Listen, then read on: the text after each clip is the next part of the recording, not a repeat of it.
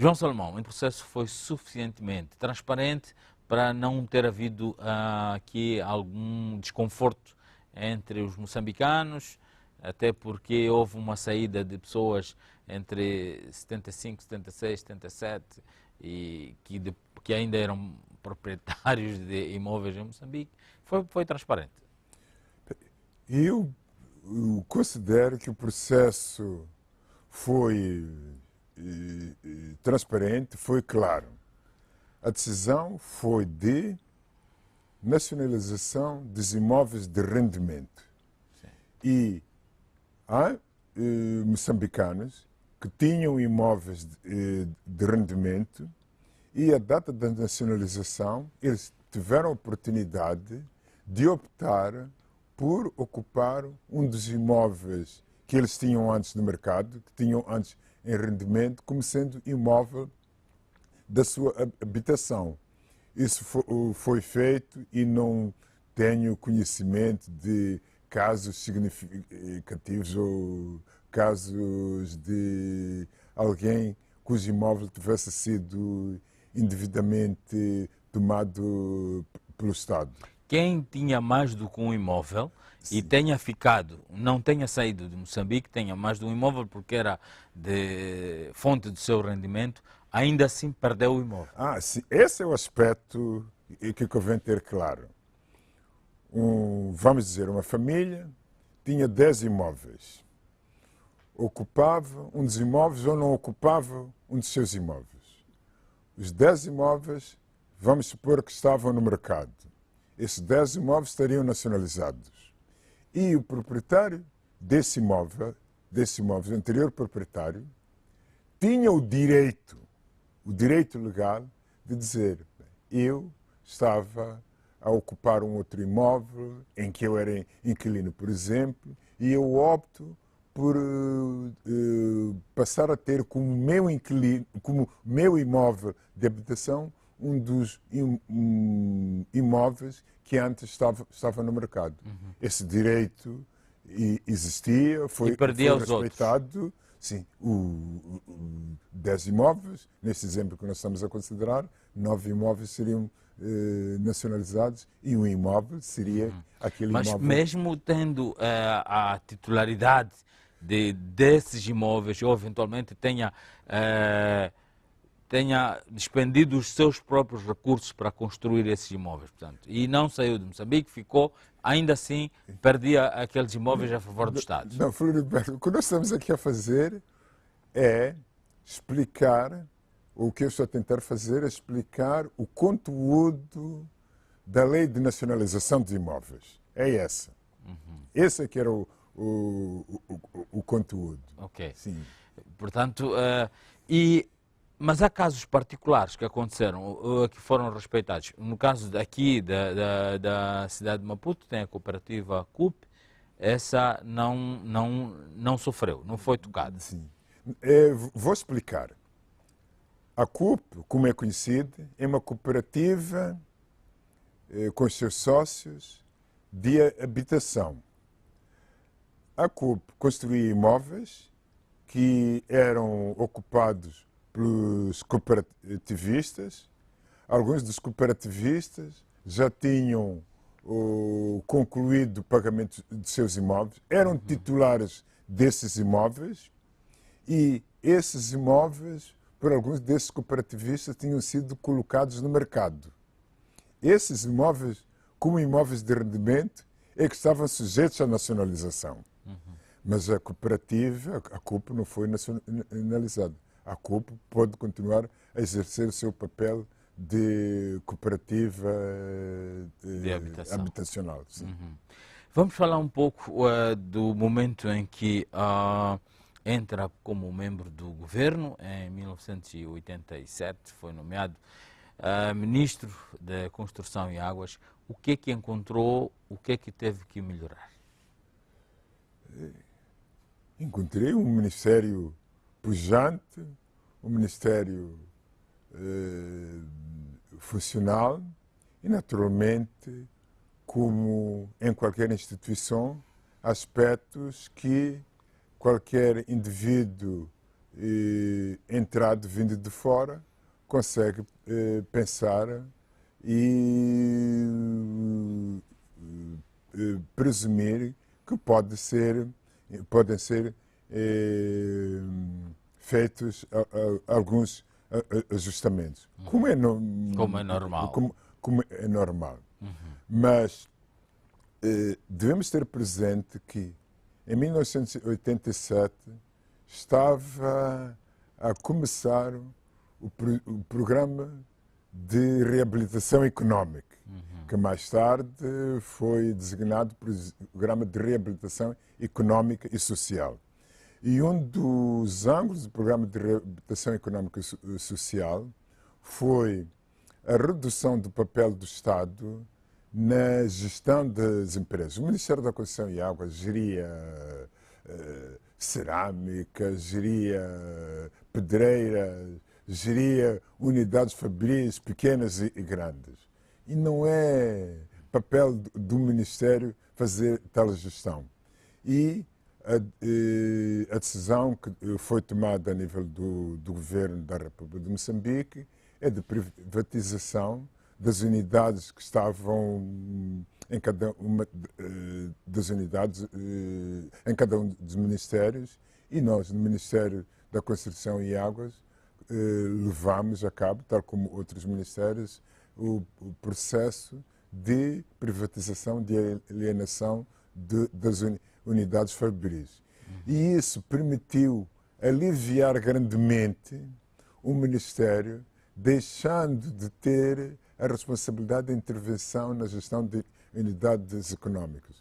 O Ministro da Construção e Águas era o Ministro de tutela da Prosul, era o Ministro que tinha de despachar expediente a um certo nível da Prosul, da cerâmica de Chimoio, de outras unidades, e isso, com a privatização, deixou de ser uma função do Ministério como órgão de governação. O que não deixou de ser uma função do Ministério é a gestão de estradas, é a atribuição do Ministério de Construção e Águas e hoje Ministério das Obras Públicas. O grande debate de hoje tem sido à volta da Estrada Nacional número 1. Como é que vocês, nessa altura, herdaram e como é que geriram a manutenção da Estrada Nacional número 1 em 1987, 88, que hoje está a ser motivo de grande barulho? Nós poderíamos ficar todo dia, toda manhã ou toda noite a falar da Estrada Nacional número 1, mas vou tentar apresentar os aspectos mais salientes. Até a independência, existia a Junta Autónoma de Estradas de Moçambique, entidade responsável pela manutenção de estradas em Moçambique. Na minha opinião, nós, Moçambique, cometemos o erro de ter extinto a Junta Autónoma de Estradas. E, na altura, o que se dizia, o que se pensava, é que, com a criação das construtoras integrais, as construtoras integrais poderiam fazer a manutenção de estradas. Tal não foi o caso, tal não era a realidade. E a Junta Autónoma de Estradas era uma entidade especializada na manutenção de estradas e nós perdemos essa infraestrutura na máquina do Estado. Conscientes de que as construtoras integrais não eram resposta à manutenção de estradas, foram criadas a nível provincial as empresas de construção e manutenção de estradas e pontes, as ECMEPs. Havia uma ECMEP ou em cada província, ou ECMEPs a nível regional. E, por outro lado, o Departamento de Estradas e Pontes, que estava dentro da tecnologia, dentro da Direção Nacional de Tecnologia da Construção, cresceu, ficou uma Direção Nacional, e a Direção Nacional de Estradas e Pontes passou a ser o órgão responsável pela manutenção de estradas e pontes na República de Moçambique. E a Estrada Nacional número 1 era gerida nesse âmbito? Todas as estradas. Todas as estradas. Todas as estradas. Sim. Mas especificamente sim, nessa altura... Mas devemos também ter sim, presente um aspecto. Os anos de guerra, sim, os anos de desestabilização que Moçambique viveu, que Moçambique sofreu. isto terá contribuído para a degradação da estrada. Sim. Dos problemas existentes era a sabotagem das estradas, os cortes da Estrada Nacional número 1, os cortes transversais que foram feitos entre o Rio Save e o Inchope. Depois do Acordo Geral de Paz, quando eu viajei pela Estrada Nacional número 1 entre o Vila Franca do Save e Inchope, eu pude ver esses cortes que tinham sido feitos as estradas e a insegurança existente para se poder fazer uma manutenção à altura nas estradas. Uma das decisões difíceis do ministro era ter de dizer aos seus quadros, aos diretores das empresas da área de manutenção de estradas, que eles deveriam ir fazer o trabalho de manutenção de estradas, ainda que eles soubessem que eles estavam sujeitos a ataques na zona onde eles iriam trabalhar. Por isso, não era uma situação de funcionamento normal do país para se fazer a manutenção de estradas. Houve, digamos, falta de manutenção para se chegar ao ponto em que estamos hoje. Sim. Mas por outro lado, também expliquei os problemas de organização vividos no setor que reduziram a capacidade de resposta para a gestão e a manutenção de estradas em Moçambique. Neste caso, sim, desculpa. Mas se hoje olharmos para a Estrada Nacional número 1, o país está numa situação de certa normalidade. Excetuando Cabo Delgado e a situação que se está a viver em Cabo Delgado, na generalidade do país, é uma situação de normalidade de funcionamento. No entanto, eu acho que nós, Moçambique, não estamos a fazer o trabalho de manutenção como deve ser. Eu tive a oportunidade de percorrer a N1 entre Maputo e Vilanculo, há menos de uma semana. E as zonas da estrada onde ela está em boas condições, mas há outras zonas onde há os buracos pequenos, depois começam a aparecer buracos de maiores dimensões. O que é que isso significa?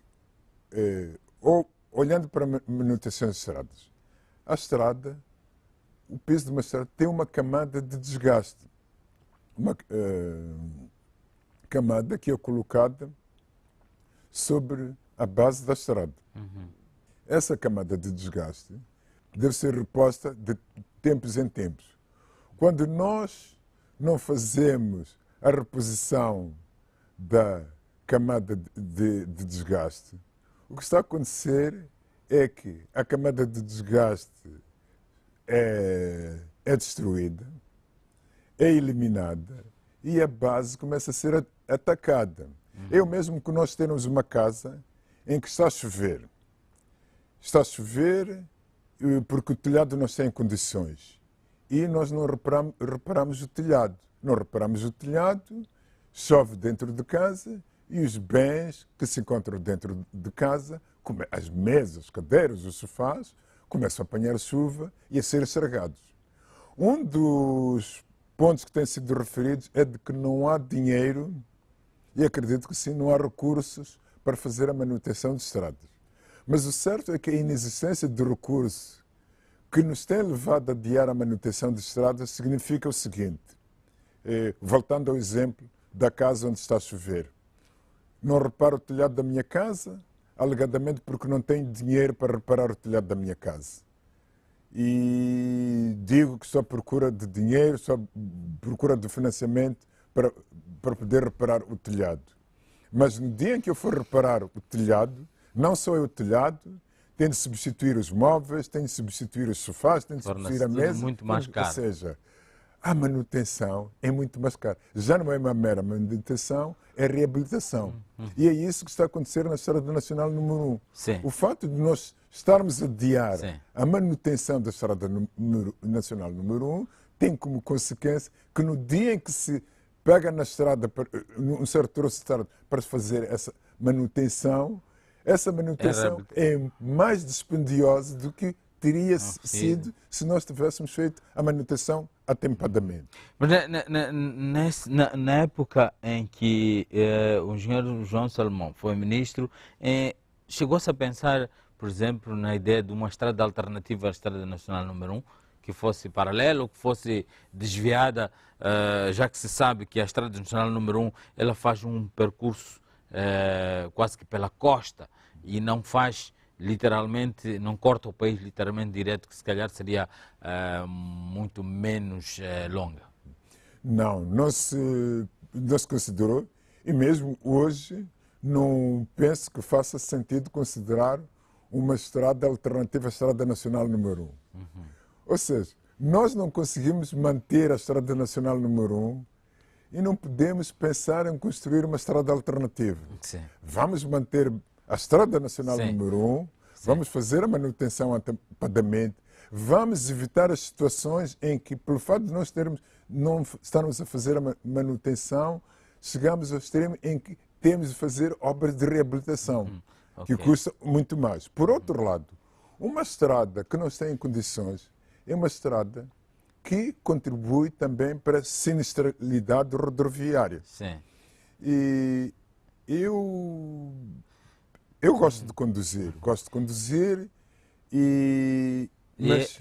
É um pouco esta situação que está a acontecer na Manhissa, na estrada, na zona de Chicumbane, é um pouco isto... Sim, há troços bons da estrada, mas há outros troços da estrada em que o condutor não fica na sua faixa quando não vê um carro em sentido contrário. O condutor ocupa a estrada toda a tentar contornar os buracos existentes. É evidente que quando se vai cruzar contra o viatura, mantém-se na sua faixa e se a estrada está buracada, significa que isso dá cabo da viatura, prejudica a viatura, os pneus, a suspensão. João Salomão, eu queria, mesmo por uma questão de gestão de tempo, eu queria tentar perceber uma questão. Hoje fazemos obras, muitas vezes precisamos de contrair financiamentos, vamos aos financiadores buscar dinheiro para fazer estradas. Vamos usar o exemplo da cidade de Maputo. De onde é que viriam recursos para construir, reconstruir, reabilitar, manutenção de estradas na cidade de Maputo? Se olharmos, eu uso o exemplo de Maputo por ser um grande centro urbano em que eventualmente se podiam ter recursos. De onde é que viriam esses recursos se não fosse buscar dinheiro fora? Os países, os estados devem trabalhar no sentido de ser autónomos financeiramente. E, neste caso, estamos a falar da cidade de Maputo. A cidade de Maputo deve também trabalhar no sentido de ter a sua autonomia financeira. E o ir buscar dinheiro fora é ir contrair empréstimo. Os empréstimos pagam-se. Se alguém vai ao banco pedir dinheiro emprestado para construir um imóvel, não é um donativo que o banco está a dar, é um empréstimo, porque o banco tem a expectativa, tem um plano de amortização que mostra que o mutuário tem condições para o fim de 5, 10, 20 anos pagar o empréstimo que contraiu. E as receitas do município, de onde é que elas vêm? Dos municípios, das autarquias, das cidades. Vêm também da contribuição do imposto de rendimento de pessoas coletivas, do imposto de rendimento de pessoas singulares. E esses impostos devem estar de acordo com a realidade económica. O que eu quero dizer é o seguinte: os municípios cobram o imposto predial autárquico. E cobra o imposto predial autárquico, o município de Maputo cobra o imposto predial autárquico, em que o valor do imposto é em função do registro matricial do imóvel. Os imóveis existentes na cidade de Maputo não têm o valor do registro matricial atualizado. Ou seja, podemos ter um imóvel que hoje é de um particular, que o comprou, legalmente comprou o Estado, que tem uma renda mensal de 3.000 a 4.000 dólares por mês, mas é capaz de ter um registro na matriz predial correspondente, em caso, a um valor de 15.000, 20.000 dólares. Um imóvel que num ano gera mais do que isso em rendas ao proprietário. João Salmão, retenha o seu pensamento, deixa só tentar ver se em palavras simples explicamos isto.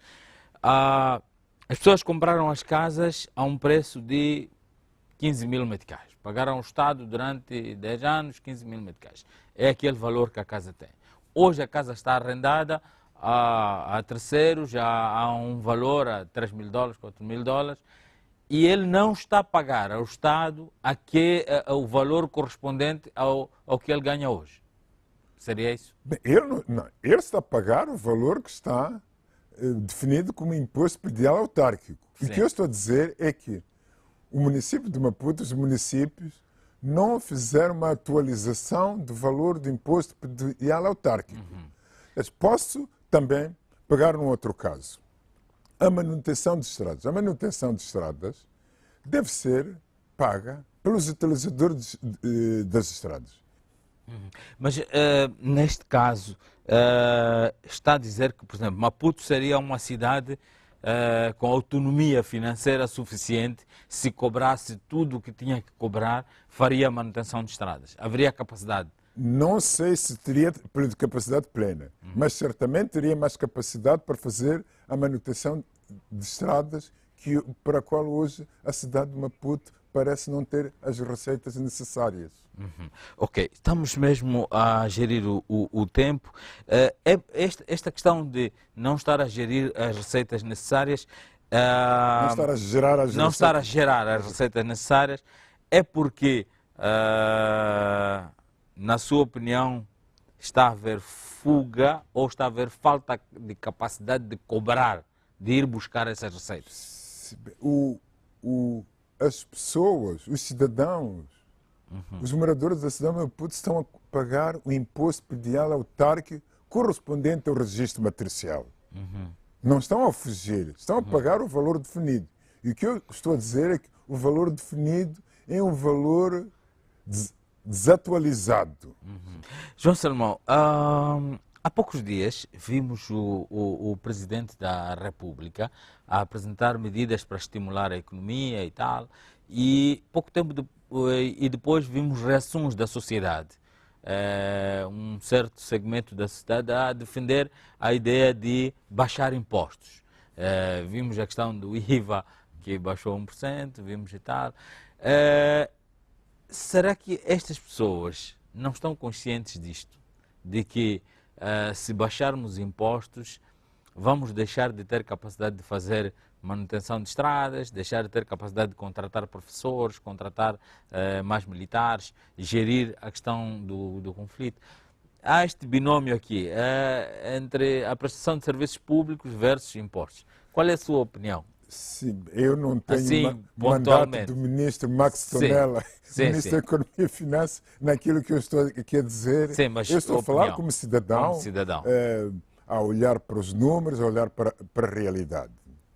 É evidente que os líderes políticos, os líderes dos partidos políticos, têm todo o direito de apresentar as suas recomendações, as suas sugestões sobre a redução de alguns impostos, algumas taxas que são cobradas.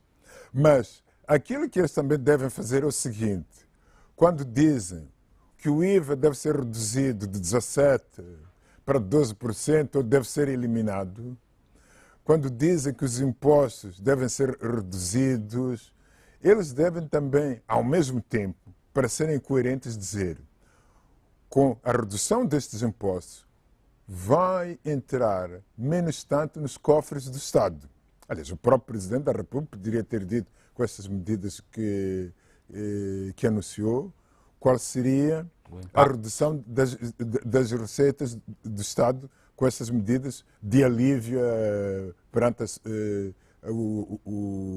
a crise dos combustíveis e outro agravamento do custo.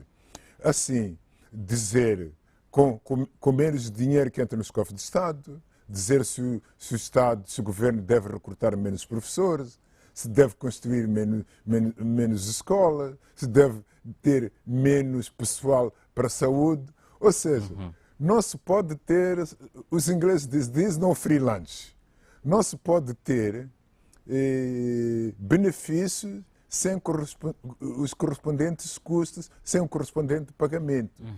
Há uma percepção na sociedade, e se calhar até pode haver factos, que dizem que Moçambique está a contrair dívidas, financiamentos na China para fazer obras aqui e que muitas vezes é questionada a qualidade. Qual é o seu comentário em relação a esta questão? Quando o indivíduo, e neste caso também o Estado, vai buscar dinheiro, Sim. vai buscar o empreiteiro, vai contratar um empreiteiro, quem o faz define a qualidade que quer ter. E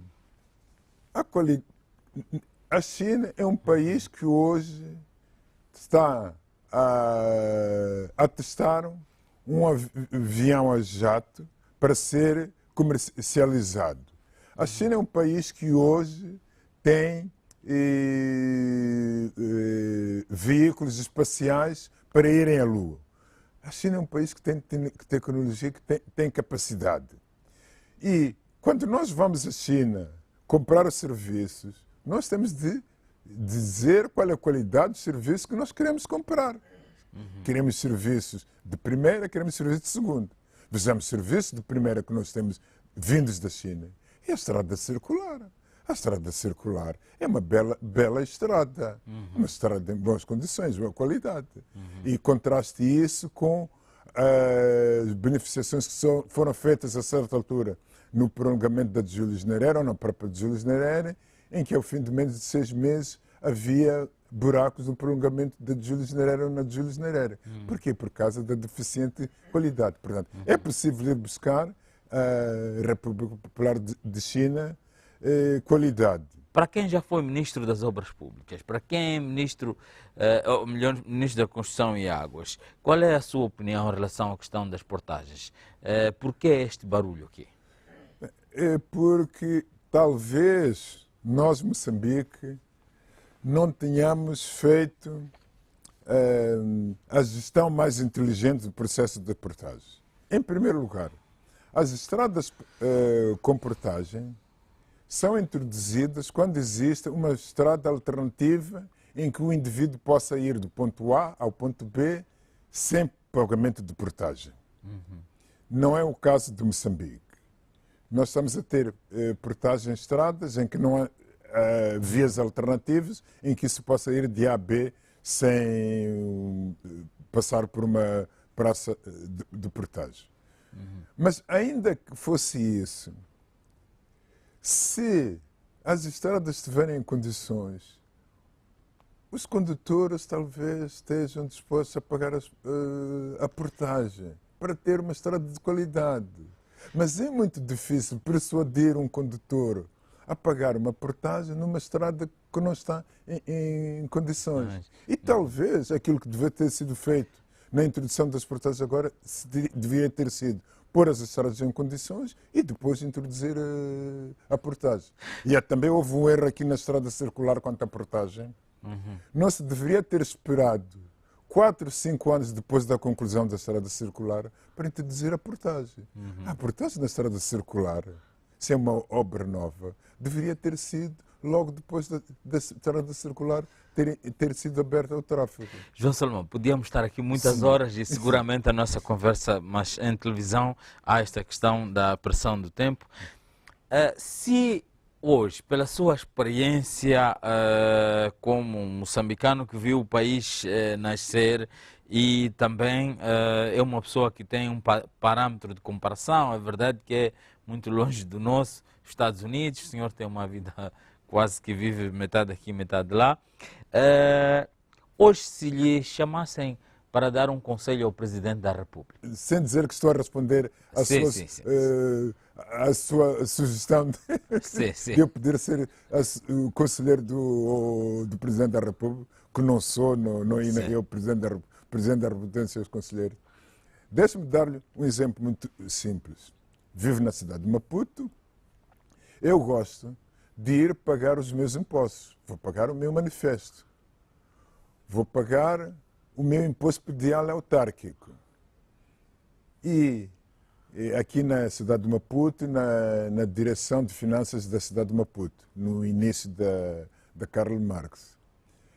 As enchentes que há na direção de finanças da cidade de Maputo não se compreende.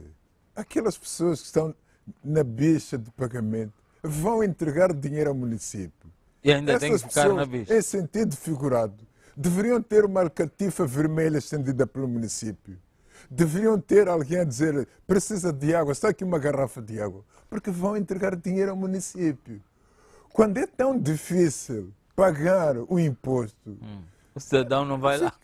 O cidadão é desencorajado a ir. Ou seja, nós complicamos as coisas que poderiam ser melhor feitas e poderiam ser feitas com outra motivação, com outra a vontade e querer por parte do cidadão. Não.